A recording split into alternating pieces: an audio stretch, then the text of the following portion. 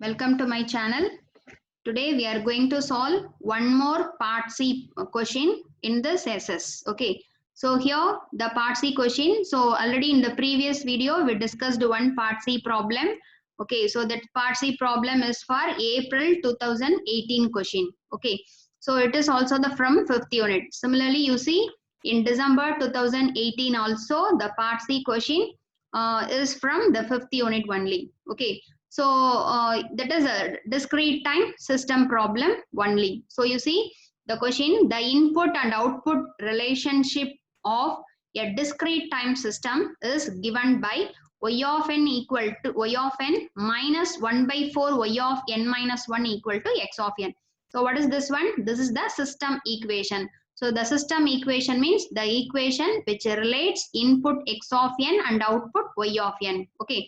So what is the relation between input of that system and output of the system? That relation is called as a system equation.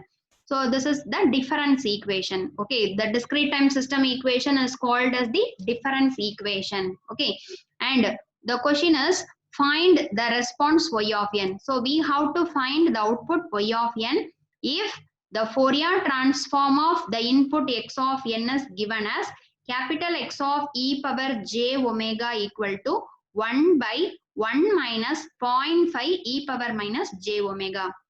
Okay, so the system equation is given and input is given, but the Fourier transform of input is directly given. Okay, so these are all the two given data.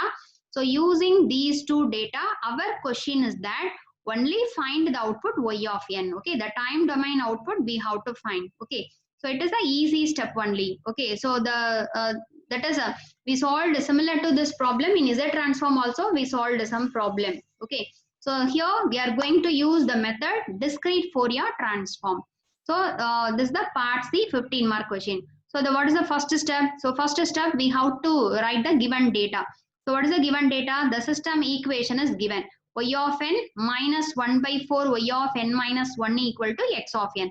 So the given equation you just write. Okay, and here the DTFT, the discrete time Fourier transform of the input x of n is given, directly given, x of e power j omega is 1 by 1 minus 0.5 e power minus j omega. Okay, so that's why in order to calculate the output y of n, here we are going to use the method discrete Fourier transform. Okay, similar to already you know the analysis of discrete time system and discrete time signal is performed by the two mathematical tool. One is Z transform, another one is a discrete time Fourier transform. Okay, so here we are going to use the discrete time Fourier transform since the input, the capital X of e power j omega is given. So that's why for the given system equation also we have to take discrete time Fourier transform. Okay, so taking discrete time Fourier transform for the above equation. So you know what is the DTFT of the signal y of n? Okay, so the DTFT we discussed in the 4th unit, discrete time Fourier transform, the definition and properties of discrete time Fourier transform, and we solved so many problems. The discrete time Fourier transform of standard signals we solved, then inverse discrete time Fourier transform problem we solved. Okay, so if the signal y of n is given as an input to discrete time Fourier transform means the Fourier transform of the y of n can be written as capital Y of e power j omega. If it is a Z transform means we can write capital Y of Z.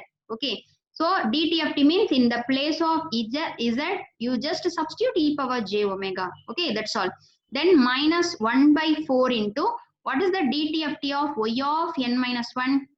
That is we are using in the Z transform we are using the shifting property, you know. Similarly here we have to use the shifting property of DTFT. Okay, so according to the shifting property of DTFT, what is the DTFT of the time shifted signal y of n minus 1? The capital Y of e power j omega multiplied with e power minus j omega into this shifting amount. What is the shifting amount? 1. So that's why 1. Okay, if it is a Z transform means x of n minus k means the Z transform value is Z power minus k multiplied with capital X of Z. Okay, so you know in the place of z, you just substitute e power j omega. So y of n minus 1 means the DTFT is y of e power j omega multiplied with e power minus j omega into 1. Okay. And which is equal to, what is the DTFT of x of n? Capital X of e power j omega. Okay, that's all. Similar to Z transform shifting property, there is a DTFT shifting property we have to use. Okay. Then what is the next step? So you see the left side term, in the two term, y of e power j omega is common. So you just take it as a common. How can you write? 1 by 1 by 4 e power minus j omega equal to x of e power j omega. Okay. So here, in our question, what is our aim? Our aim is to find out y. Okay. In the given question, the x of e power j omega is given. What is the value of x of e power j omega? 1 by 1 minus 0.5 e power minus j omega. So we can substitute this x of e power j omega in this equation number 1. Okay. So instead of this x of e power j omega, you just substitute. Okay. Then from this, we want y only. So if you are rearranging this equation number 1, we will get the y of e power j omega equal to this x of e power j omega divided by this 1 minus 1 by 4 e power minus j omega. This 1 by 4, it can be written as 0.25. Okay. And already the x of e power j omega values 1 by 1 minus 0.5 e power minus j omega. Okay. So this is said to be the y of e power j omega. Okay. Then next one, what we want the output small y of n. Okay. What is the small y of n? Small y of n is the time domain output. Now we are having capital Y of e power j omega. That is the DTFT of the output we are having. So from the DTFT answer, we have to find the time domain output. Okay, so what we have to do? So we have to perform the inverse DTFT. Okay, so that's all. So by inverse DTFT, similar to inverse Z transform. Okay, the method is same, using partial fraction method. Similar to Z transform. So what is the difference between Z transform and DTFT? Means in the place of Z, there will be a variable e power j omega is there. This is the difference between DTFT and Z. So you see e power j omega, if you are replacing by Z, means it is said to be the Z transform. Okay. So in partial fraction method, we are going to solve. So before that, you see, here e power minus j omega power is there. So now we are going to convert into positive e power. So that's why this e power minus j omega, it can be written as 0.5 divided by e power j omega. Okay. Then you take LCM. If you are taking LCM, so e power j omega minus 0.5 divided by e power j omega. Similarly, this e power minus j omega, it can be written as by e power plus j omega. If you are taking LCM, we will get like this. Okay. Then you see this 2 e power j omega, e power j omega. If you are that 2 e power j omega, it will come to the numerator. Okay, write this. Then from this, the y of e power j omega equal to here e power j omega by this one. Okay. So from this, so in Z transform, in inverse Z transform, while calculating inverse Z transform, before partial fraction, okay, before taking partial fraction, we are keeping one Z in the left side. Okay.